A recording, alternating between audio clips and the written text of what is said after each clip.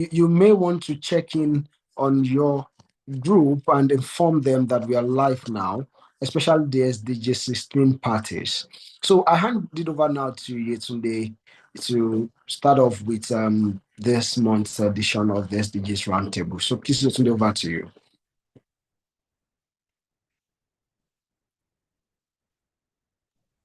All right. Good evening, everyone. I'm so sorry. In a very noisy environment right now. I hope you can hear me. We can hear you good, please. All right, all right. So, welcome everyone, and this is nice and it's been a while, and I'm glad to be here again. Welcome to another section of Roundtable series, and this is November, and this is the November series. We are glad to have you all on this section right now, as we are having a discussion, a very good discussion. Today, while we are expecting our speakers to join us soon, I want us to kindly discuss what we have been discussing so far from this roundtable series. If you have always been in our section before now, how has it been? How has it been so far? Because the roundtable series has always been one of the time where I get to learn from people from different places. And it's always a very interesting when you meet people from different places to talk about a particular thing that has to do with every one of us. So, if anybody wants to share, you can raise your hands or we start proper. Okay. You can also put it on the chat box while I introduce to us. And while I introduce to us today's topic, which is building inclusive society. Today we'll be talking about the strategies for promoting peace and justice for all. Yes, this is a very good topic that we need to talk about, and it cuts across everyone around the world, in Africa, everywhere, because justice has to prevail with everything that we do and how we do them. So we're still waiting for our speakers. Mr. Mayowa, can we proceed? We wait a bit for them while we I discuss a was bit about. You yeah, said? yeah, yeah. I was going to help and answer your question on what roundtable has been like. So when I want to speak in that regards, I am glad to inform you that our roundtable, the monthly series, has been a great one for me since the start of the year, as that's touched on the different focal areas of global development. I remembered we've had opportunity of learning in the direction of quality education, zero hunger, no poverty. We've touched on decent work and economy, reduced inequality. We've looked at the energy aspect of the sustainable development goals. So, a topic as this evening, I believe is just a generic kind of topic that concerns each and every one of us. Because when we talk about inclusive communities, it's something that has to deal with yourself, myself, and even everyone that we have around us. So this evening's session is really going to be one that touches on each and every one of us, and of course, you need to be aware that as much as we are having this discussion in the room here, there are several people on the YouTube channel that are very much interested in the topic that we're discussing. They're also following up with us and moving on with us as we have this interaction here. So I really would want to inform you that this evening's discussion is one that would engage about each and every one of us that are here on the meeting, as much as anyone that is willing to contribute to the topical issues that we want to look at.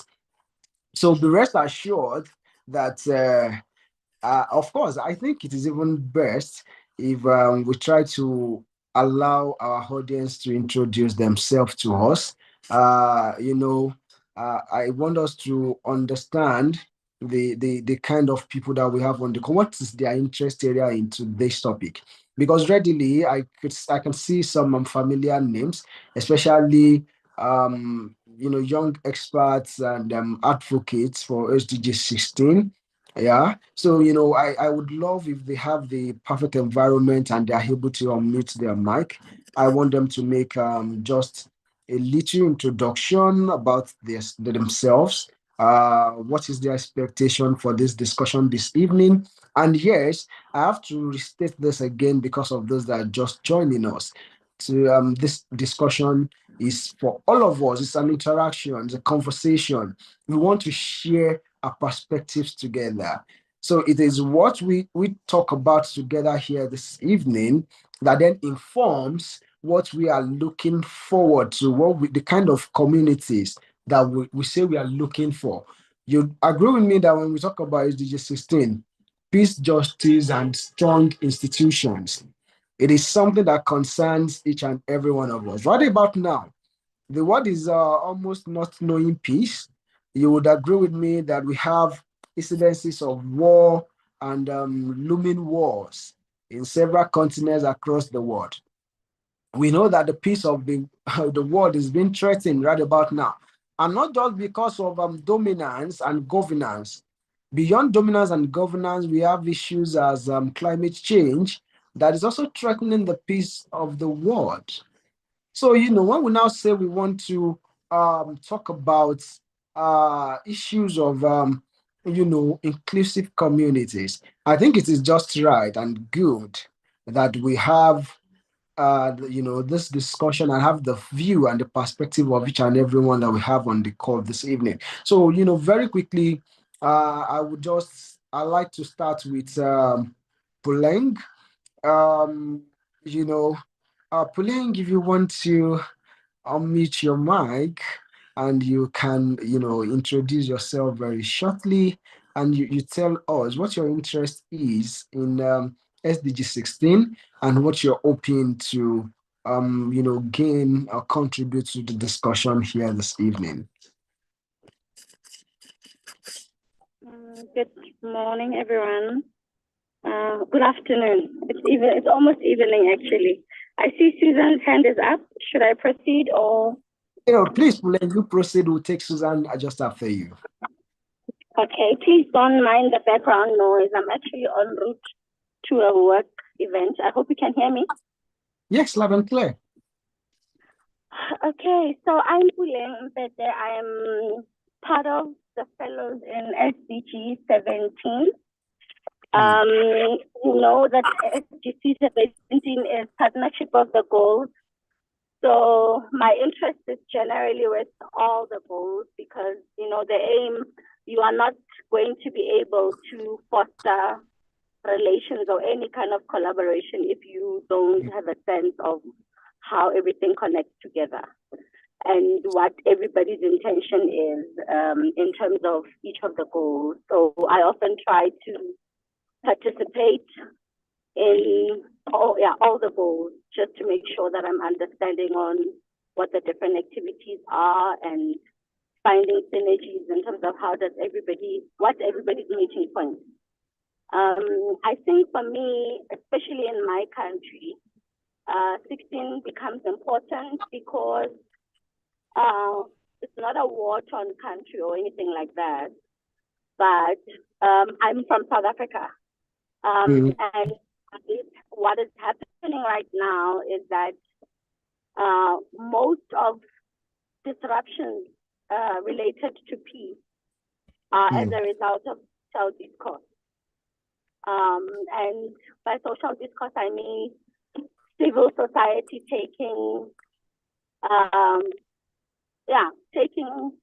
raising their voices, raising their concerns with the government. Sometimes there are tribal issues that come up. So even though it's not a war-torn country, But as it relates to peace, you still have those issues coming up. And for me, what's really interesting is that I find that this is linked to many other SDGs. Issues around gender violence, issues around poverty and food scarcity. These are some of the issues that people take arms about. They take on arms and go to the streets and really just create discourse that sometimes disrupts the economy.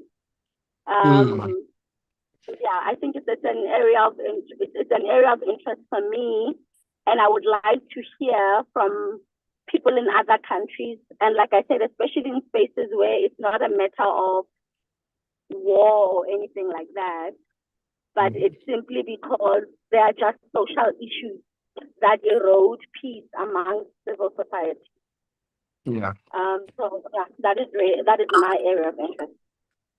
Thank you very much, Puleng, and I really want to appreciate that you've given us a case study with South Africa, and I'm not just only that, you've set a kind of a background for us, pointing at social issues as a causative factor that negates peace in many countries. So, and thank you very much for sharing with us and making us understand that the discussion we're having here this evening is one that touches beyond just a particular goal, but it touches, I think it is just a result of several inefficiencies in other SDGs, just as you've mentioned. You're telling us now that when we have issues with food, that's when we have food insecurity, when we have issues of gender violence, all right? When we have the issues of unsafe society and communities, all this thing now comes down to influence what happens with our peace and justice system. Amazing contribution, Puleng. And as we move on in this discussion, I'm open and looking forward to even hearing more of your points. So I saw Susan's hand still raised right there. So Susan, please, you share with us. What is your interest area into this evening's discussion? What does it seem like in your country?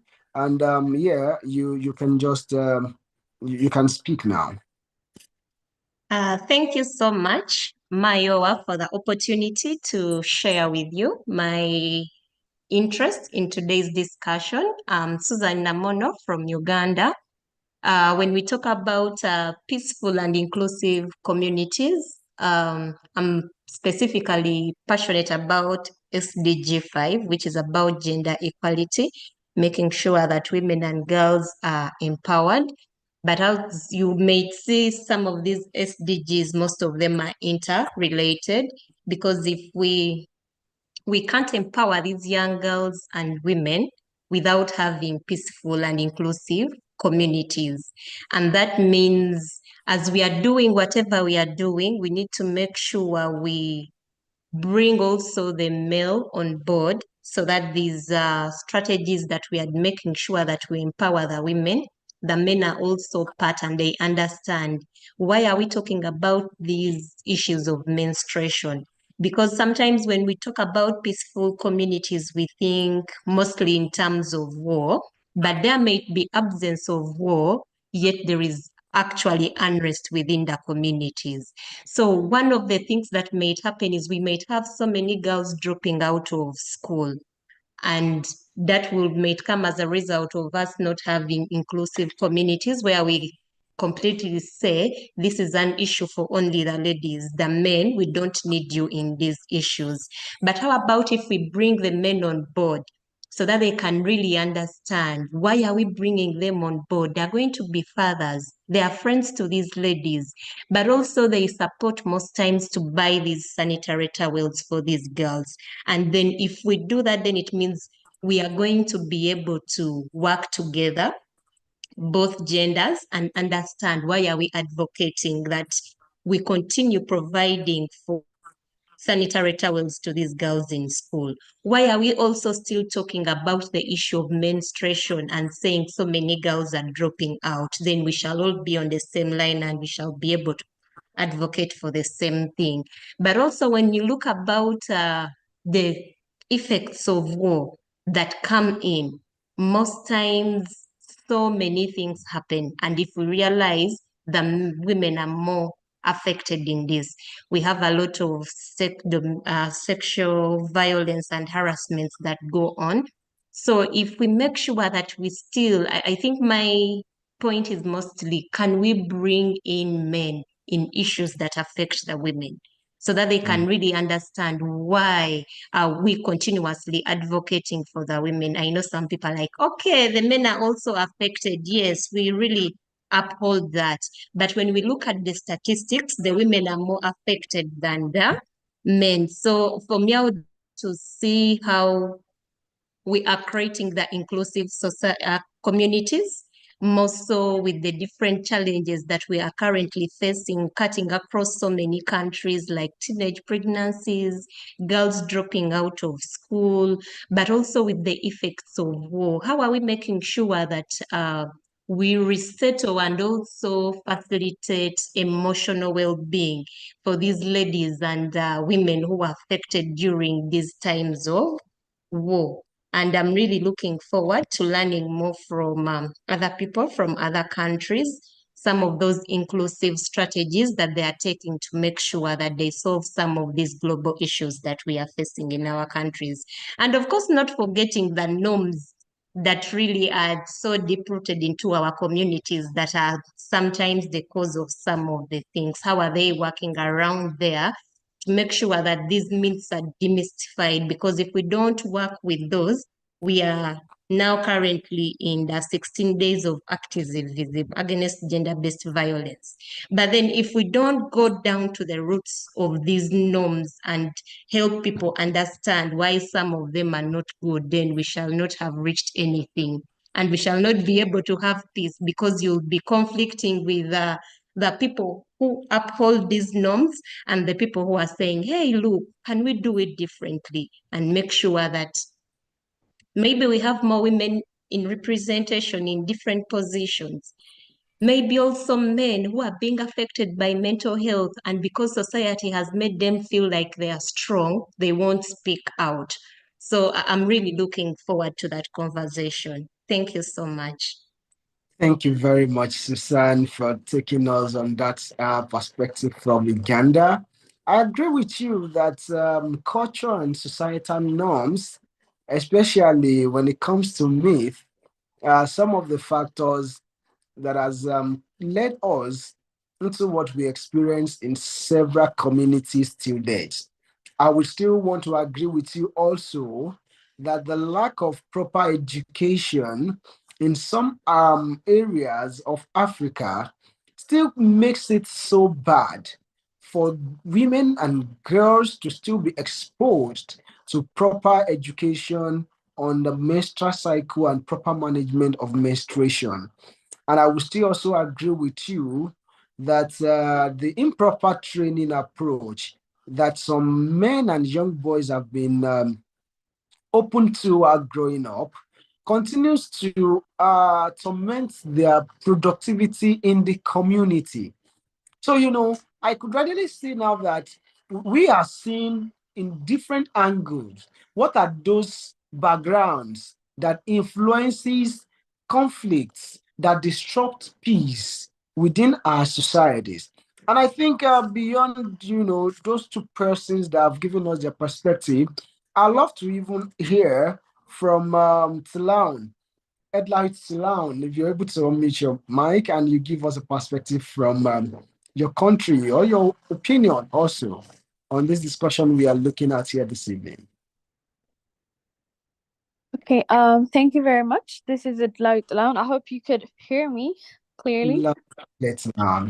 Sure. I am from Ethiopia, so the idea of peace and security and justice was like my interest a while ago, a very while ago, because as we all know, most of the African countries are going through different conflicts or basically lack of peace, and my country is one of the countries that is currently also facing these problems.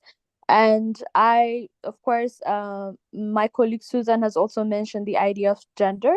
From my side, I would like to mention the idea of the relation or the intersectionality between lack of peace and security and justice with regards to youth.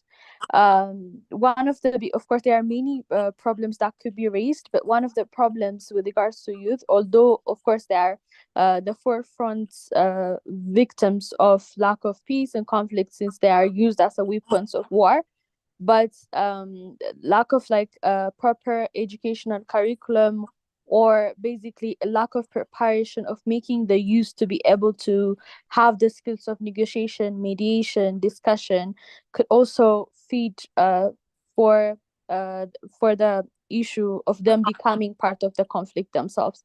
So I believe being part of this program will help me how basically to create a concrete idea on how the youth could be the could help their could develop their skills in negotiation, mediation, diplomacy, so that they could be able to not being the victims, but rather the ones who actually fight for their own peace, security, and justice.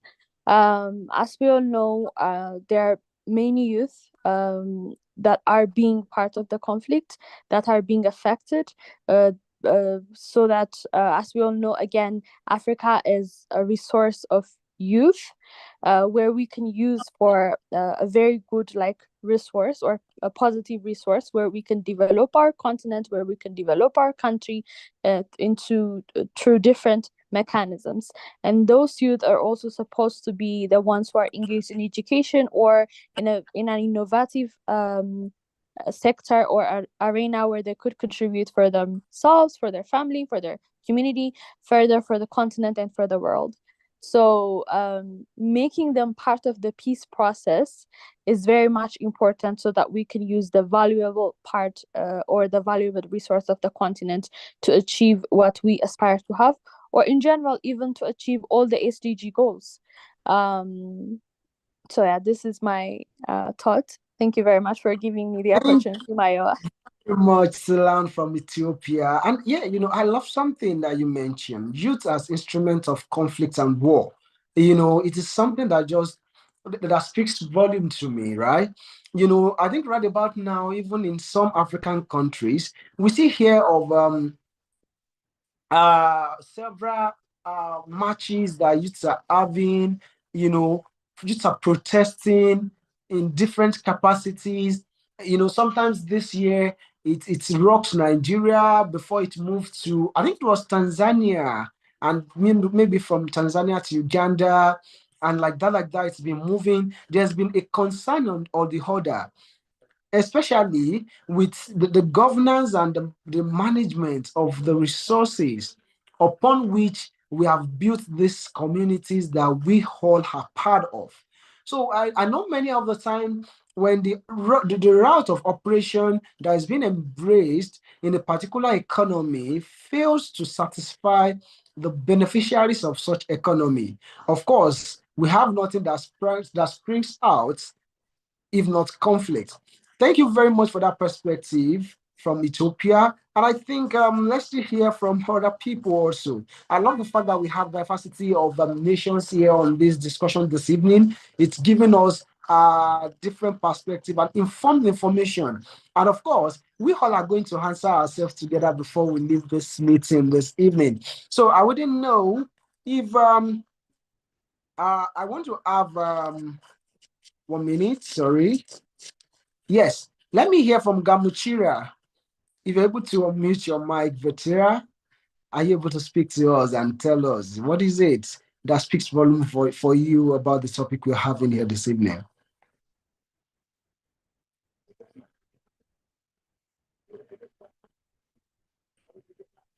Gamuchira, are you with us?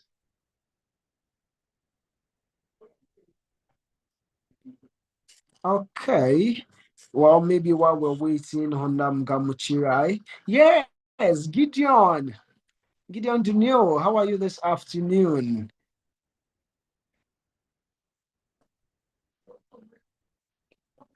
Mr. Mayowa, Gideon is very fine this afternoon. How are you too? I'm fantastic. It's so nice listening and hearing from you this afternoon. Give us your perspective. What is the topic for this afternoon? What does it speak for you? What is your life experience? What is it that you want, to see differently that concerns the SDG of focus for this afternoon and the topic of interest to us on this discussion this afternoon? Uh, Hello everyone and good afternoon to everybody. So I think personally for me, building inclusive societies, strategies for promoting peace and justice for all is something that is important to everyone. It's important to create a culture of inclusion, both for the older generation, for we youths, for our future generations, and then even for persons with disabilities as well.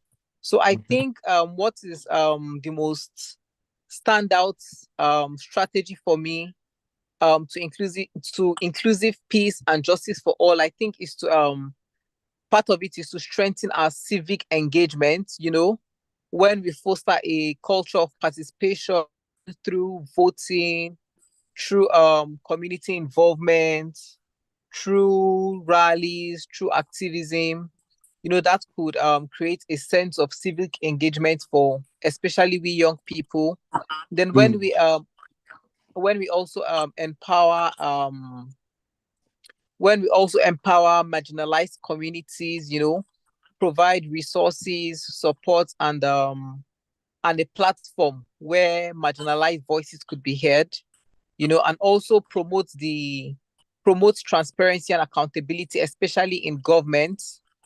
These are just ways that I think we can achieve peace for everyone and an inclusive society. Thank you, Mr. Mayowa. I hope to engage on this platform and have an insightful and fruitful discussion. Thank you. Yeah, and I think that is just a beautiful insight from Nigeria, Gideon, right? Yes, Gideon is from Nigeria. Yeah, amazing, amazing. So that makes it the fourth country that we are listening to, different perspectives from this very evening. We've had the opportunity of hearing from South Africa. We've had the opportunity of hearing from Ethiopia. We've had the opportunity of hearing from Uganda, and now Nigeria. So yeah, let's hear from okay, yeah. Okay. Let's hear from is it Lucicello? Okay, Lucicello is on the road. Lucicello may not be able to use his mic now. So I think yeah, let's listen to maybe another perspective from Nigeria. Safia Musa Ibrahim. What does this topic this afternoon? What does it speak to you about? What is your interest in that SDGs focus? Hello. Thank you Good for having me. afternoon. I'm Sophia Musa Ibrahim from Kaduna State, Nigeria. Yeah, Amazing. This topic is very interesting one, and to the environment where I find myself here, the justice is not done at all. There's injustice, and there's no in terms of equality, it cannot be measured here in the north. The way the women are marginalized, the way they are treated. In fact, I don't know. Sometimes I sit myself down and I keep thinking, pounding and pounding, what is the way out? Let me give you my experience as a teacher. I've been a teacher for almost 2 decades now. I was very young when I joined, and I happened to be in girls' school. Let me start from this inequality in terms of gender. You find out that a girl in grade 6, just a school, the parents will come around and forcefully take them away home and marry them out. And after a year of marriage, after that girl has given birth to one or two, the husband will divorce the girl. They call it circuit and circuit. They will divorce the girl, and This girl will come back, shattered. Then them will end up on the street. They'll start taking drugs. I'm talking to you. That is what is prevailing now. The number of them are increasing every day because of because of this injustice. I really don't think a girl child. As a teacher, I've been making an effort. Have been trying my best to make sure that this can be minimized or reduced, because there's no way I can stop it in a society where injustice is prevailing, where when you are against the wrong thing, you will be the target. I don't know if you understand what I'm trying to say. Of course, of course. When you fight injustice, people turn against you instead of joining you to fight what is wrong in the community or in the society. They will start fighting against you that is trying to bring justice to the land. And, it keeps happening. It continues happening. I keep trying and trying. Sometimes we welcome some back to school, but let me let you know. How can center be good where things have already fall apart? A child who was very young as a child was given out for marriage and give birth to a child again. And now the person that gives birth to divorce her or save her away. To come out with that baby or those children that have already given birth to take care of, as a child, take care of his children, then to cope with school, it's not easy. So we've been going through that injustice for a very long time. And even this last term, the same thing happened. About 8 were taken out of my school and they gave them out of marriage. I am not happy. As a teacher, I've been making an effort, I've been campaigning, going to community to enlighten them. But I discovered that the major problem is poverty. And I want to tell you, poverty does not limit to lack of finance alone, lack of money alone. Poverty goes beyond that. Lack of knowledge is poverty, lack of education, lack of food, lack of even corruption we are seeing here is poverty. I can tell you that categorically that poverty does not just limit to someone who lacks finance or lacks money. No. Poverty covers almost everything. That is what I find out after a whole lot of founding. I find out that this is the major issue. So I don't know if through this program I'll be able to kind of have a support that we can fight this. Yes. Thank you very much, Madam Ibrahim. And I think I want to, put a voice to it that definitely and yes, we need justice against early child marriage, especially in the northern part of Nigeria, right? Because I think that is the point that you're talking about. As much as we have youngsters being taken out of school, given to early marriage and still being divorced after, giving birth, it would mean that the product of such marriages, they are the ones that would end up ranting for civil unrest within the society, especially when they do not have the care that they were supposed to enjoy. So these are the kind of children that ends up, taking drugs on the streets, smoking on the streets, because they do not have a good care from childhood. So it means that the issue of illiteracy, culture and societal norms, especially like those which concerns the practices in the north, they are such that needs voices to be raised against and justice served, such that the future of several thousands or millions of young girls that lives within this region, they are saved and they end up having an opportunity to a sane environment. I think I represent your point, Madam Ibrahim. Thank you so much for that. Thank you. Amazing perspective. Thank you very much for your contribution. And yeah, just because we are limited by time here, we like to just proceed. And I told you earlier, today's discussion is one that each and every one of us are going to be, suggesting and recommending solutions to. So we have about 5 questions that in the next 20 minutes we quickly want to look at, maybe 4. And of course, we would appreciate voluntary contributions from you, the audience. So I'd like to pass it back to Yetunde now. She's going to read the question out to us.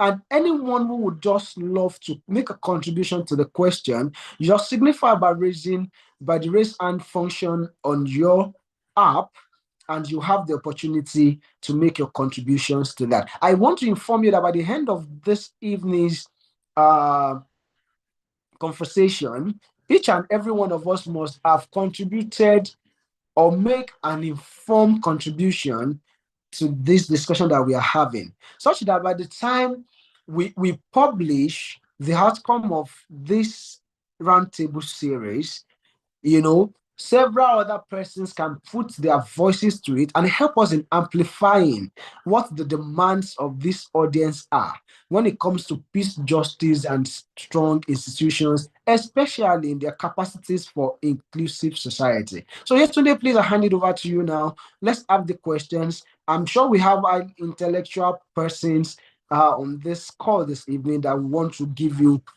quality recommendations. And of course, please, let's do well to also maximize the time that we have ahead of us. Just over to you.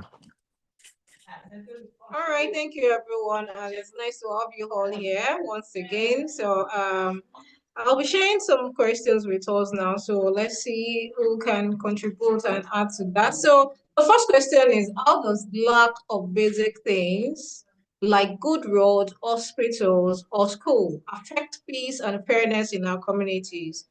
Like this is a question like, okay, what can we do to make things better for everyone? I hope you understand. The question is, how does the lack of basic things like good road, hospitals, or schools affect peace and fairness in our community? And here we are still providing a solution like, okay, what can we all do to make this thing better for everyone? Thank you. You can raise your hands while I call on names.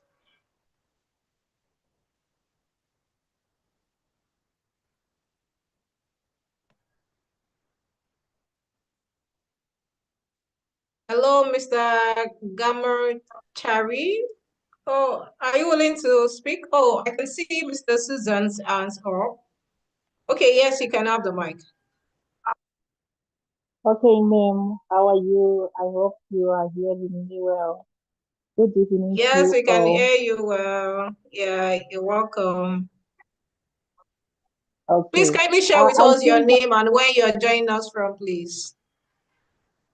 I'm Gamchila Yidotera from Zimbabwe. Can you Wow, hear from me? Zimbabwe. Yeah, you're welcome. Yes, you have the floor, please. Okay, I think a peace and justice can prevail when we have the roads which are in good condition. I think people end up being political. People end up fighting because if you are moving and if you are moving in a road with potholes, the roads are not well.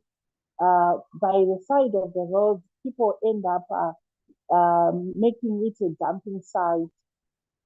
Some of these roads will end up closed. For example, let's take it to the rural areas.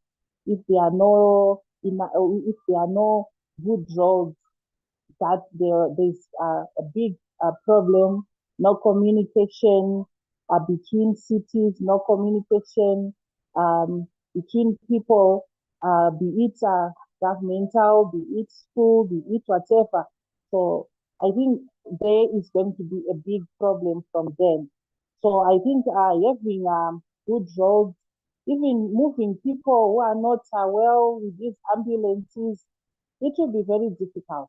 So when there is bad roads, that also intervenes within all the SDGs because if we want good health, people must have attention at the right time, at the right place.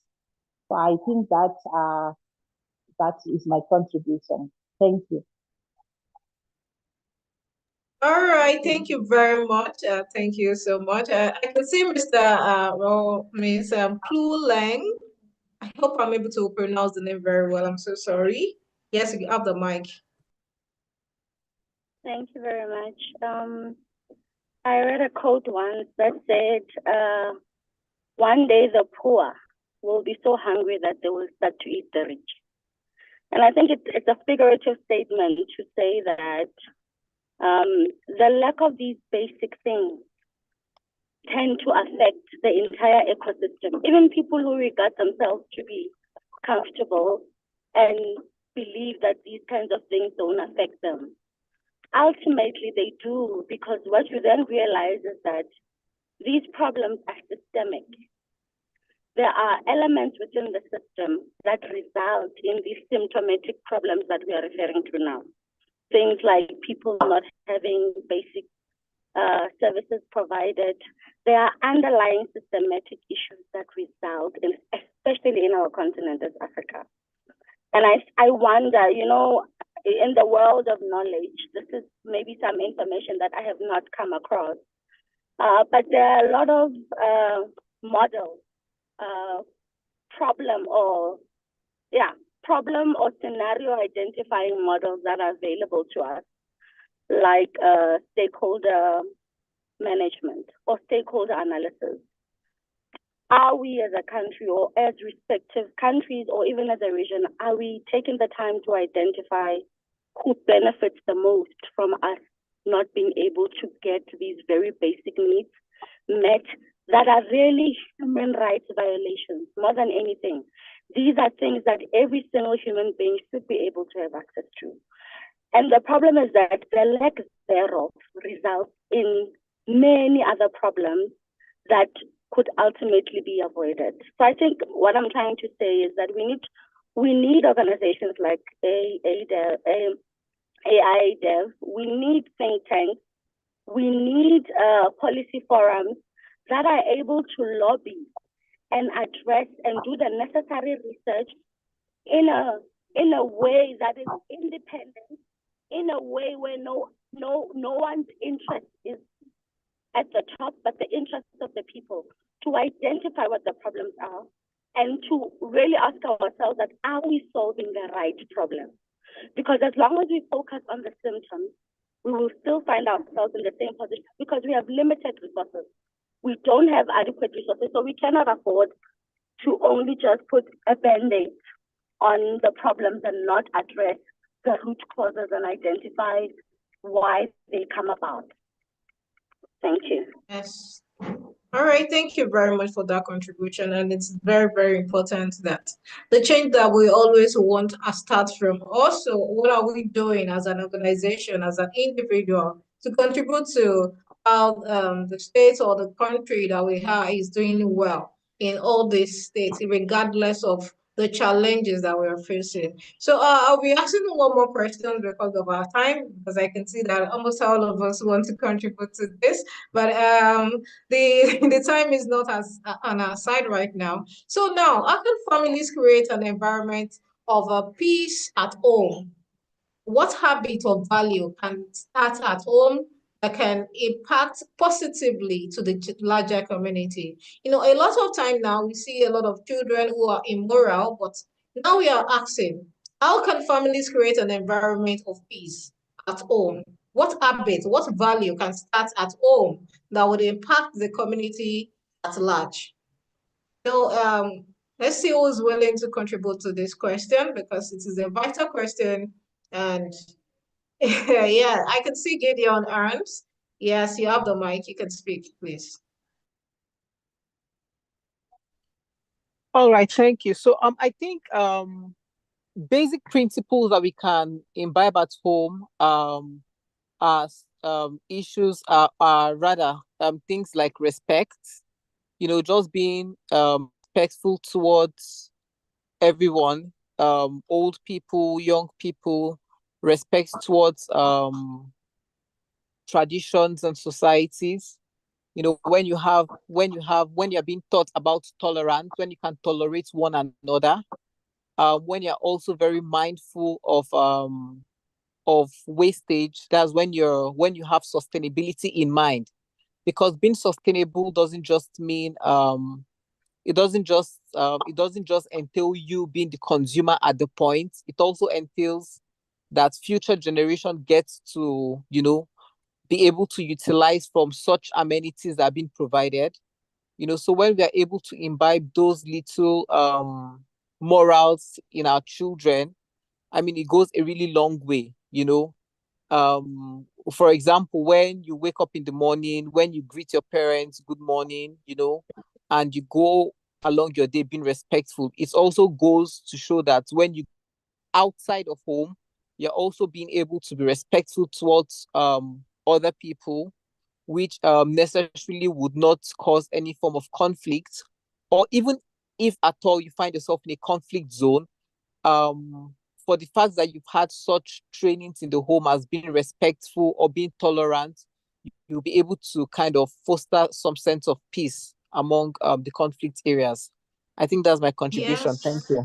Yeah, thank you very much for that contribution. And I must say, like what you said, the moral is very, very important. I can remember when I was young and, I abused someone outside, and the person has to come to my house to report me to my mom. And my mom said, no, my child can't do that because I know what I've taught her. I know she won't do that. I've warned her not to do that before. That is because she is very sure of what she has passed along to me, and she knows that I shouldn't do that. Which, in its right sense, I know that I must not do that to someone even outside, and it starts from my home. It is when the parents put the right moral on the children, that is when they can put that outside. They can show their morals wherever they are, in schools, in their environment, and in their community. Thank you very much, Gideon. Let's have Ed Lawit. Ed Lawit, please. You have the mic. Okay. Thank you very much, Yutonde. I'm very sorry if I pronounced your name incorrectly. I just It's want to fine, it's have fine. Okay, I just want to give a few contributions. So, as we all know, families are the core entity for the things that we are calling as community, and further society, and then a country. So usually for instance, like parents, either they don't show that they are in conflict or that they are in disagreement to their children, or they show like the biggest extent higher disagreement in front of their children, when they become unable to like solve their issues, and then basically reflect all those conflicts on their children. So, in families, I believe it's good to show to the children's for the upcoming generation how things could be solved through negotiation and mediation, sitting around table discussing about certain things, and also showing them that conflict is inevitable. Uh, it's it could happen, but it could be solved, rather than hiding it that it's not something that could not happen. It's good to show them that it could happen, but it could be solved, and it's okay with being like disagreed, but at least we can live peacefully, but accept to each other's our own like preference, our own ideas, with respect. So if we try to develop these kinds of thoughts and ideas in families, I believe it will further develop when children goes out to their friends, further join the community and the bigger society, and further we can also have like a peaceful country or continent or world. So this is just my few contribution. Thank you. Thank you so much. Thank you so much. And that is very important because you need to just let them know that conflict is inevitable. But when there is conflict, what do they do? Just let them know what is the right thing to do and what is the wrong thing to do. I can see your child say, hello, I'm Tata from Cameroon. Gender disparity mostly start from home, where roles are being assigned by gender. Yes, that's true. The boys shouldn't do the dishes or enter the kitchen. The boys shouldn't. The boy shouldn't, yeah. These are gestures that stirs up conflict in our homes, and if we eradicate these, we will be creating more peace, yes. Also, basic moral values such as problem resolution and just teaching a child to be his or her brother's keeper goes a long way to bring peace to the society. Yes, thank you, Tata, and that is very fantastic of you. Yes, that is true. it starts from home. Everything that we do starts from home, especially moral. Yes, and I have witnessed it a lot of time when a parent say, "Oh, you're a male child, you're not expected to be in the kitchen and all that," which is a very wrong aspect of training children, in which the male might need to cook sometimes, maybe when he's in school or some other places. Yes, thank you all for your contribution. Okay, let's go. There's one more question. We close for today while we anticipate the other roundtable for other time. So yes, the last but not the least question. If you imagine a world without war or violence, what does it look like? What small or big action can each of us take to make that dream closer to reality? I hope we get this. Listen, if you imagine a world without war or violence, what does it look like? What small or big action can each of us take to make that dream closer to reality? Can you hear me? I want someone to just speak about this.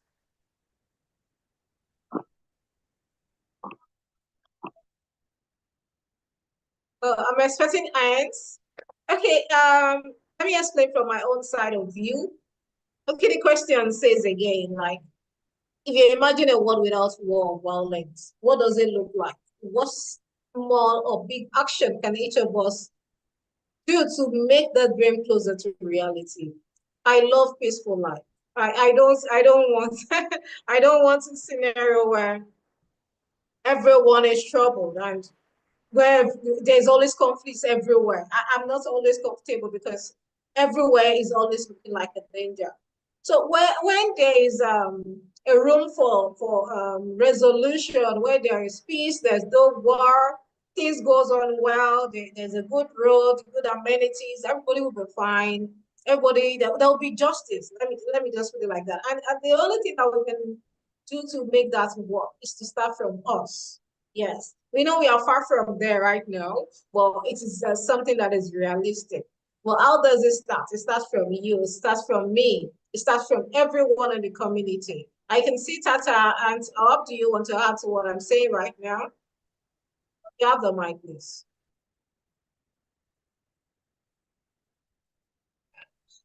All right, thank you very much, Miss Yetunde. Once more, I'm Tata from Cameroon, and sincerely speaking, it's hard to imagine a world free from violence or harm. But then you are just taking as a case scenario, right? So a world free Yes, from exactly. violence and harm, it's we're far from it, yes, true, but it's beautiful knowing that Yes. everyone has justice and everyone has their basic human rights, and everyone is happy because a world free from harm is a world free of full of peace, which brings more joy and happiness to everyone. So, like you were saying, just a basic behavior and smiling at your colleague, wishing them a good morning. That's just a way of bringing peace, all of that. And our just the little things we do, the little habits we do in our basic lives will go a long way. We can't say peace should come from a lot of things on other people, but why not start with yourself? The very little and basic them and see how to foster more peace. Greet everyone, everyone you meet or anyone you can greet with a big smile. Be cheerful, bring in that peace you want to preach. Be the peace. Thank you. Yeah, thank you very much, Tata. And that was wonderful. Yes, be that peace that you're advocating for. Let it start from you. Let it start from your family. Let's start from your community. Then we can now say, yes, the world is free. That if war is free of war and conflict, which we are always anticipating. Yes, we are far from it, as I said before now, but it is realistic. It's something that we can work towards to. And I can see a chat here.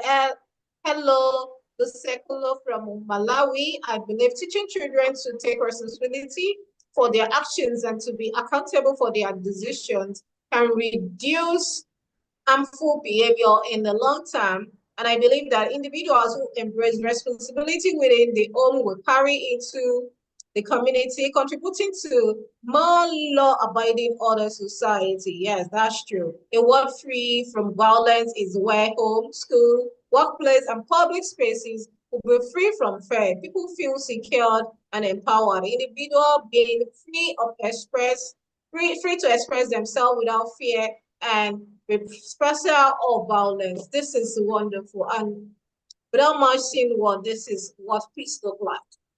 When you have to go home without any worry that, oh yes, there was no light at home, oh there's a war here, there's this there. You are peaceful, you are happy going back home, you are happy going to work because you have all the amenities that you need to have that will aid you working well. Imagine you going to a work and you have already imagined, oh, my boss is going to give me a problem already. Then that is the start of conflicts, you understand? So thank you all for your contribution, and I'm so glad for having you all here, and your contribution has been so impactful, and sincerely, I must say that well done, everyone. This is a good one. And that will be all for the November Roundtable series. And thank you all for your contribution. This is well appreciated and well received. And that will be all for today as we round up the section. So you can follow us on ADF Africa, on LinkedIn, on Facebook, Instagram. Please do that right now. We are glad to have you on board as we will be having a lot of programs through the year and coming year in 2025. So thank you everyone once again. Have a wonderful evening, morning, or afternoon, wherever you are. Thank you everyone. Bye.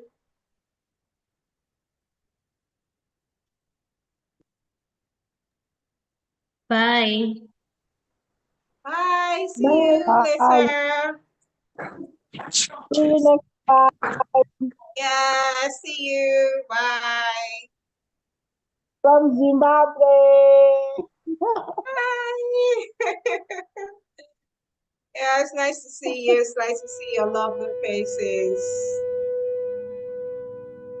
Bye-bye. We can be. We must be. The first generation to end extreme poverty. The generation most determined to fight injustice and inequalities. The generation that saves the planet from climate change. And this is how it will get done. The global goals. A 15-year plan For everyone. Everywhere. With no one left behind. We will live in a world where nobody anywhere lives in extreme poverty. Where no one goes hungry. Where no one wakes in the morning asking if there will be food today. We will live in a world where no child has to die of diseases we know how to cure. And where proper health care is a lifelong right for us all. We will live in a world where everyone goes to school. And education gives us the knowledge and skills